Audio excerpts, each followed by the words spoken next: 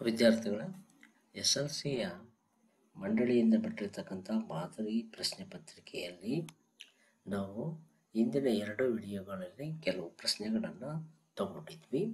ಅದರ ಮುಂದುವರೆದಿರ್ತಕ್ಕಂಥ ಭಾಗವನ್ನು ನಾನು ತಗೊಂಡಿದ್ದೀನಿ. ಇದರಲ್ಲಿ P1,1,6 Q 3,2 R 10,8 ಶೃಂಗಬಿಂದುಗಳನ್ನು ಹೊಂದಿರುವ PQR ತ್ರಿಭುಜದ ವಿಸ್ತೀರ್ಣವನ್ನು ಕಂಡುಹಿಡಿಯಿರಿ ಅಂತ ಕೇಳಿದ್ದಾರೆ. ಇದರಲ್ಲಿ ತ್ರಿಭುಜದ ವಿಸ್ತೀರ್ಣವನ್ನು ಕಂಡುಹಿಡಿಯೋದಕ್ಕೆ ಮೊದಲನೇದಾಗಿ ಇದು x1 y1 x2 y2 x3 y3 ಹಾಗೆಯೇ ಸೂತ್ರವನ್ನು ತಗೊಂಡ್ರೆ ನಾನು ತ್ರಿಭುಜ PQR ವಿಸ್ತೀರ್ಣ = ಅರ್ಧ x1 x2 x3 x1 y1 y2 y3 y1 ಈ ಸೂತ್ರವನ್ನು ತಗೊಳ್ತೀನಿ. ಇಲ್ಲಾಂದರೆ ಇನ್ನೊಂದು ಸೂತ್ರ ಇದೆ, ಆ ಸೂತ್ರದಿಂದಲೂ ಕೂಡ ನಾವು ಮಾಡಿಕೊಳ್ಳೋದಕ್ಕೆ ಬರುತ್ತೆ. A = ಅರ್ಧ x1 × y2 - y3 plus x2 × y3 - y1 plus x3 × y1 - y2 ಈ ಸೂತ್ರದಿಂದಲೂ ಕೂಡ ನಾವು ತಗೊಳ್ಳೋದಕ್ಕೆ ಬರುತ್ತೆ. ಈ ಎರಡು ಸೂತ್ರಗಳಲ್ಲಿ ಯಾವ ಸೂತ್ರದಿಂದ ಮಾಡಿದ್ರೂ ಪುನಃ ನಮಗೆ ಒಂದೇ ರೀತಿಯಾಗಿರ್ತಕ್ಕಂಥ ಬೆಲೆ ಬರುತ್ತೆ. ನೇರವಾಗಿ ತಗೊಳ್ಳೋದಾದರೆ ಅರ್ಧ x1 1 y2 2 ಇದೆ, y3 -8 ಇದೆ, x2 3 y3 8 y1 1 x3 10 y1 8 minus y2 ಅಂದರೆ 2 ಆಯಿತು. ಹಾಗಾದರೆ ಇಲ್ಲಿ ನಾವು ತಗೊಳ್ತಕ್ಕಂಥದ್ದು y1 6 = ಅರ್ಧ 8 - 2 ಅಂತಂದು ಹೇಳಿದರೆ -6.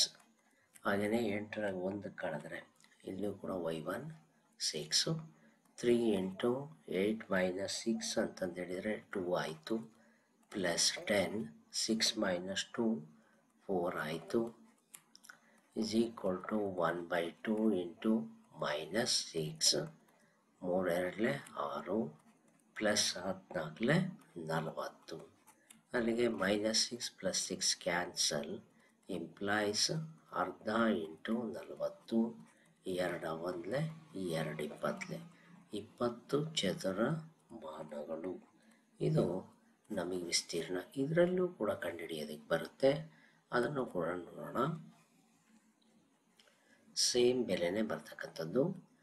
= ಅರ್ಧ x1 1 x2 3 x3 10 ಮತ್ತು 1 y1 6 2 8 6 = ಅರ್ಧ ಮೇಲ್ಗಡೆಯಿಂದ ಇದು ತಗೋಬೇಕಾದ್ರೆ ಪ್ಲಸ್ ಬರುತ್ತೆ, ಈ ಕಡೆಯಿಂದ ಕೆಳಗಡೆಯಿಂದ ಮೇಲಕ್ಕೆ ಹೋಗ್ಬೇಕಾದ್ರೆ ಮೈನಸ್ ಬರುತ್ತೆ. 1 × 2 2 ನೇರವಾಗಿ ತಗೊಳ್ತೀನಿ ನಾನು.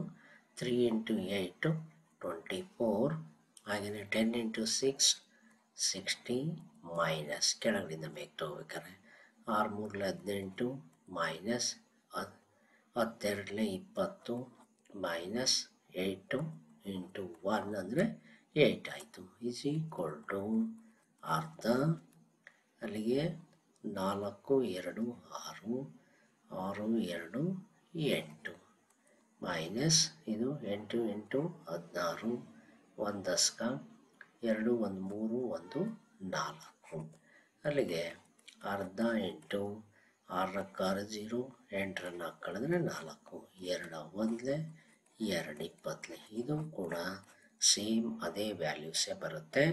ಎರಡರಲ್ಲಿ ಯಾವುದು ಮಾಡಿದ್ರೂ ಕೂಡ ಸರಿನೇ. ನೆಕ್ಸ್ಟ್ ಬಂತು ABC. ಇದು ಚಾಯ್ಸ್ ಇರ್ತಕ್ಕಂಥದ್ದು. ABC ತ್ರಿಭುಜದ ಶೃಂಗಬಿಂದುಗಳು A, 1, 4 B -2 ಸಿ 4 -2 ಆಗಿವೆ ಮತ್ತು ಎ ಡಿಯು ಬಿ ಸಿಯ ಮಧ್ಯ ರೇಖೆಯಾಗಿದೆ. ಎ ಡಿಯ ಉದ್ದವನ್ನು ಕಂಡುಹಿಡಿಯಿರಿ ಅಂತ ಕೇಳಿದ್ದಾನೆ. ಇಲ್ಲಿ ಬೆಲೆಯನ್ನು ನಾವು ತಗೊಳ್ಳೋದಾದರೆ ಮೊದಲನೇದಾಗಿ ತ್ರಿಭುಜವನ್ನು ಇಟ್ಕೊಳ್ಳೋಣ. ನಾನು ತ್ರಿಭುಜ ತಗೊಂಡಿದ್ದೀನಿ. ಇದರಲ್ಲಿ ಎ, ಬಿ ಮತ್ತು ಸಿ 1, 4, -2, -2, 4, -2. ಹಾಗೆಯೇ ಎ ಡಿ, ಎ ಇಂದ ಡಿಗೆ ಇದು ಬಿ ಸಿಯ ಮಧ್ಯ ರೇಖೆ, ಅಂದರೆ ಬಿ ಡಿ ಡಿ ಸಿ ಆಗುತ್ತೆ. ಆದಮೇಲೆ ಇಲ್ಲಿ ಎ ಡಿಯ ಉದ್ದವನ್ನು ಕಂಡುಹಿಡಿಯೋದಕ್ಕೆ ಕೇಳಿದ್ದಾನೆ. ಎ ಡಿಯ ಉದ್ದವನ್ನು ಕಂಡುಹಿಡಿಬೇಕು ಅನ್ನೋದಾದರೆ ನಮಗೆ ಎ ಡಿ ಡಿಸ್ಟೆನ್ಸ್ ಫಾರ್ಮುಲಾವನ್ನು ತಗೋಬೇಕಾಗುತ್ತೆ, ದೂರದ ಸೂತ್ರ. ಆದರೆ ದೂರದ ಸೂತ್ರ ತಗೊಳ್ಳೋದಕ್ಕೆ ಡಿ ವ್ಯಾಲ್ಯೂಸ್ ಇಲ್ಲ. ಅದರಿಂದ ಬಿ ಮತ್ತು ಸಿ ಯ ವ್ಯಾಲ್ಯೂಸನ್ನು ನಾವು ಮಧ್ಯಬಿಂದುವಿನ ನಿರ್ದೇಶಾಂಕಗಳನ್ನು ತಗೊಳ್ಳೋಣ.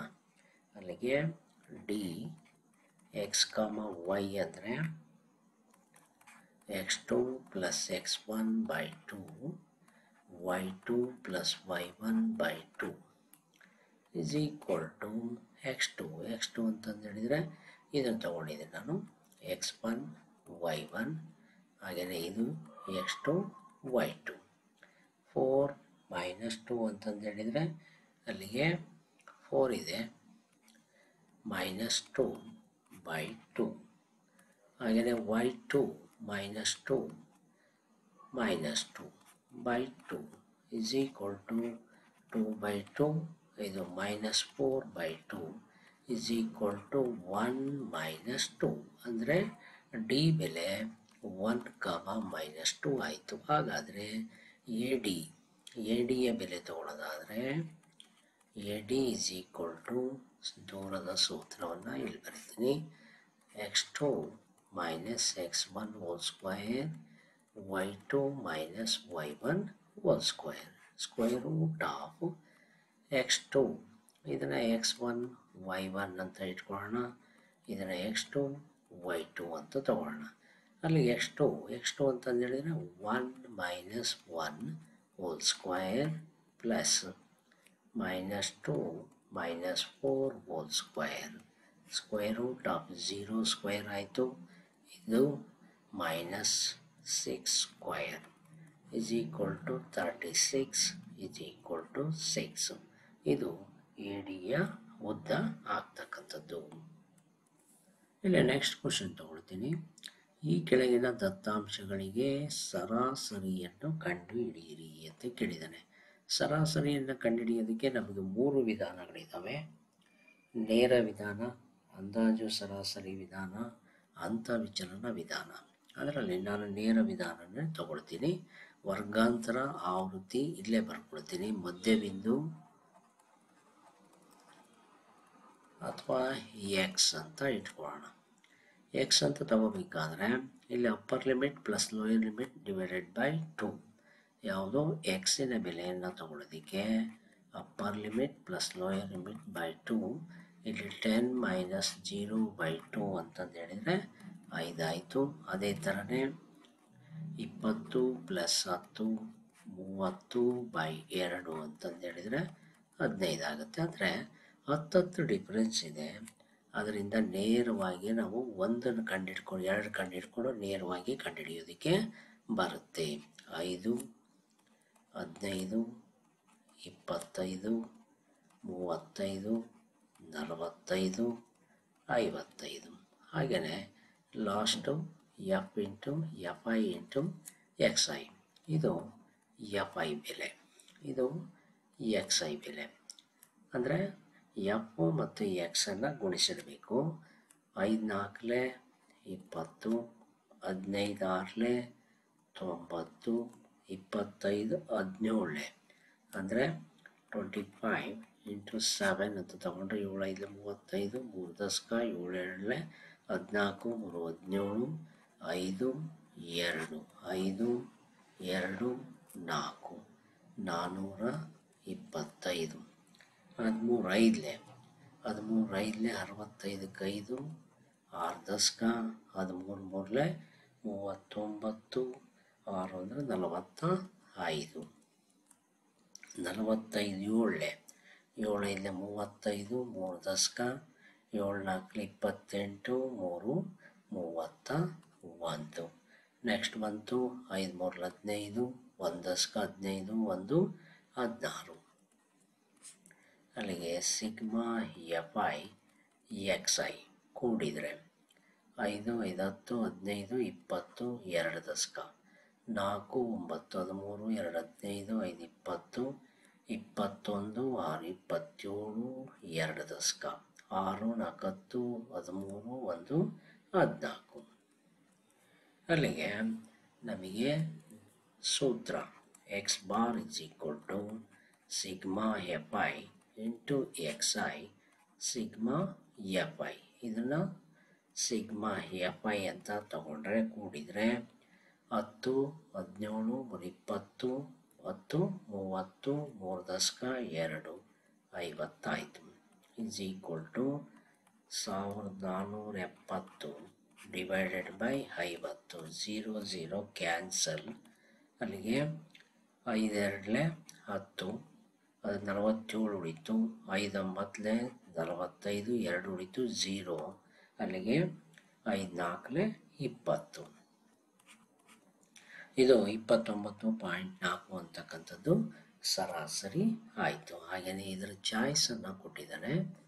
ಚಾಯ್ಸ್ ಇರ್ತಕ್ಕಂಥದ್ದು ಕೆಳಗಿನ ದತ್ತಾಂಶಗಳಿಗೆ ಬಹುಲಕವನ್ನು ಕಂಡು ಹಿಡಿಯಿರಿ ಅಂತ ಕೊಟ್ಟಿದ್ದಾನೆ. ಇಲ್ಲಿ ಬಹುಲಕ ಅಂದರೆ ಆವೃತ್ತಿ ಯಾವುದು ಹೆಚ್ಚಾಗಿರುತ್ತೋ ಅದು ನಮಗೆ ಬಹುಲಕದಲ್ಲಿ ಬರ್ತಕ್ಕಂಥದ್ದು. ಇಲ್ಲಿ ಆವೃತ್ತಿ 15 ಅಂತಕ್ಕಂಥದ್ದು ಹೆಚ್ಚಿಗೆ ಇರ್ತಕ್ಕಂಥದ್ದು. ಹಂಗಾಗಿಬಿಟ್ಟು ಆ ಬೆಲೆಯನ್ನು ತಗೊಳ್ಳೋಣ. ಅಂದರೆ ಫಸ್ಟ್ ಬಂತು ಬಹುಲಕದ ಸೂತ್ರವನ್ನು ತಗೊಂಡ್ರೆ ಬಹುಲಕ is equal to l plus F1 minus F0 2 into F1 minus F0 F2 into H.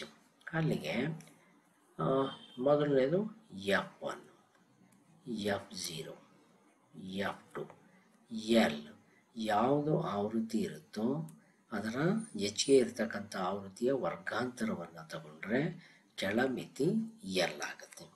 H ಬೆಲೆ ಇದರ ಡಿಫರೆನ್ಸು ಅಂದರೆ ಇಲ್ಲಿ 5 1 4 10 5 ಕಳೆದ್ರೆ 5 15 10 20 15 25 ಇದು ತಗೊಳ್ತಕ್ಕಂಥದ್ದು. ಅಲ್ಲಿಗೆ ಹೆಚ್ಚು ಬೆಲೆ 5 ಬರುತ್ತೆ. ಅಂದರೆ ಅಲ್ಲಿ ನಾವು ತಗೊಳ್ತಕ್ಕಂಥ ಬೆಲೆಯನ್ನು ತಗೊಂಡ್ರೆ ಎಲ್ 15. ಹಾಗೆಯೇ F1 ಈಸ್ ಈಕ್ವಲ್ ಟು ಇದು 15, F0 13, F2 7, H is equal to 5. ಇದನ್ನು ಈ ಬೆಲೆಗೆ ಹಾಕೊಂಡ್ರೆ 15 plus F1 15 minus 13 by 2 into 15 minus F0 13 minus F2 7 into 5 15 plus 2 ಕಳೆದ್ರೆ ಡಿವೈಡ್ ಬೈ 15 ಇಂಟು 2 30 13 7 ಅಂದರೆ 20 into 5 is equal to 15 plus 2 into 30 20 ಕಳೆದ್ರೆ 10 into 5 5 1 5 2 2 1 2 1 ಅಲ್ಲಿಗೆ 15 plus 1 is equal to 16.